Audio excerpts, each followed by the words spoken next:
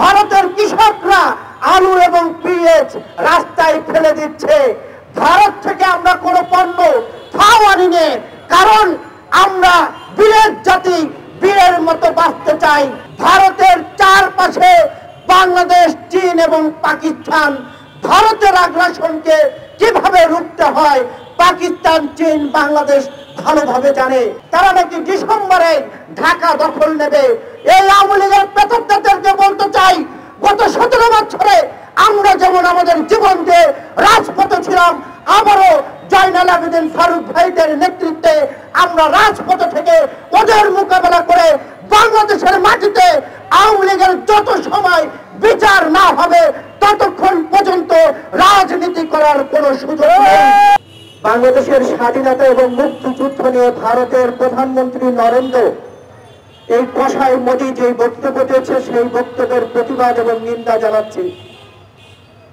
ভারতের দাদাগিরির জন্য আজকে বাংলাদেশটাকে তারা অঙ্গরাজ্য মনে করত এবং এই অঙ্গরাজ্যের পরাজয়ের যেই বেদনা, অঙ্গরাজ্যের মুখ্যমন্ত্রী তাদের শেখ হাসিনা পরাজয়ের যেই বেদনা, সেই বেদনা কসাই মোদী ভুলতে না পেরে আজকে তিনি আবোল তাবোল বলছেন।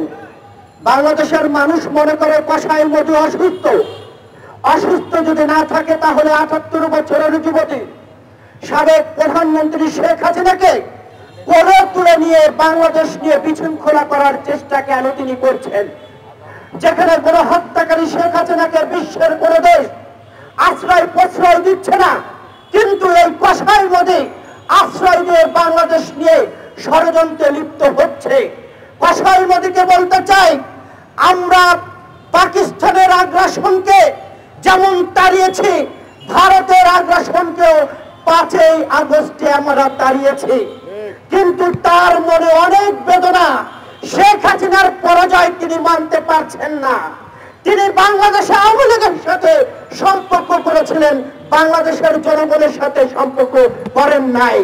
তার ধারাবাহিকতায় তিনি উঠে পড়ে লেগেছেন বাংলাদেশ নিয়ে ষড়যন্ত্র করার।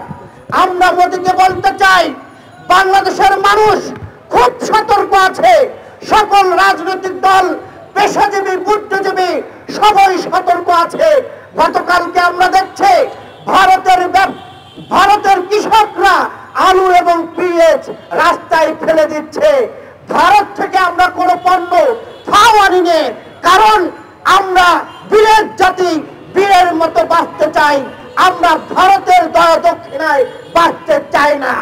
এতদিন আমরা শুনতাম বাংলাদেশের ভারতীয় বুদ্ধিজীবীরা বলতেন যে বাংলাদেশের চারপাশে ভারত।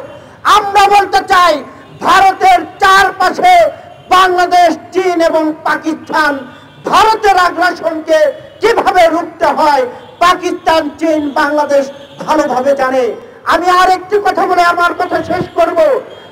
আজকে প্রধান অতিথিকে আমি বলতে চাই এবং দৃষ্টি আকর্ষণ করতে চাই, গতকালকে আমরা দেখেছি আমাদের পবিত্র যে বিশ্ব ইজতেমা, সেই বিশ্ব ইজতেমাকে ছাত্রলীগ নামে আওয়ামী লীগ অরাজকতা করার চেষ্টা করছে এবং গতকালকে অনেক লোক হত্যা হয়েছে এবং তারা জ্বালিয়ে পুড়িয়ে দিয়েছে। তারা ইসকন এবং হিন্দুদের নিয়ে বাংলাদেশে অরাজকতা করার চেষ্টা করেছিল, সেখানে তারা ব্যর্থ হয়ে এখন তারা মসজিদ মন্দির বেছে নিয়েছে এবং আমরা শুনেছি তারা নাকি ডিসেম্বরে ঢাকা দখল নেবে। এই আওয়ামী লীগের পেতরদেরকে বলতে চাই, গত 17 বছরে আমরা যেমন আমাদের জীবন দিয়ে রাজপথে ছিলাম, আবারও জয়নাল আবেদিন ফারুক ভাইদের নেতৃত্বে আমরা রাজপথে থেকে ওদের মোকাবেলা করে বাংলাদেশের মাটিতে আওয়ামী লীগের যত